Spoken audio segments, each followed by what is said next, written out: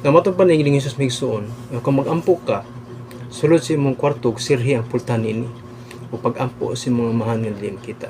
Ang Diyos nga mahan nga nagtanaw nimo sa tago, muganti gayud kanimo.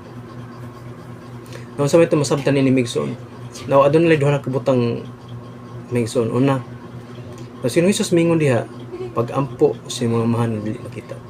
Meaning, ipasabot ng Hesus migsuon, nga dili gyud maayo nga mag-ampo ka tubangan sa mga ribulto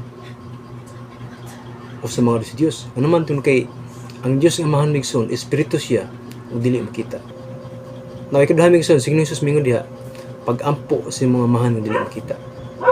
So meaning, now, anong nakasulti man sa Ginoong Hesus nini? Tungod kay Ginoong Hesus nasayod siya kung siya sugo sa Diyos nga mahan. Tungod sa may sugo sa Diyos nga mahan, ayaw pagyukbo o mga larawan o mga Diyos.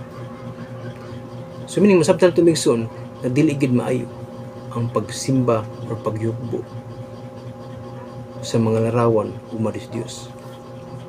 Pag matuban na Hesus migsuon, kung mag-ampo ta sa Diyos nga mahan pinagi sa Espiritu, pag mag-ampo ta sa mga mahan nga dili makita, ang Diyos muganti gyud. Mutubag Diyos sa ato mga pag-ampo. So muna mitas lipaw lahi ang tanan migsuon, kinahanglan tong likayan migsuon. Kaning mga pagtulunan migsuon nga wala masubay sa kamaturan. Ilabi na silang pagsangpit o pagsimba sa mga Diyos o mga larawan.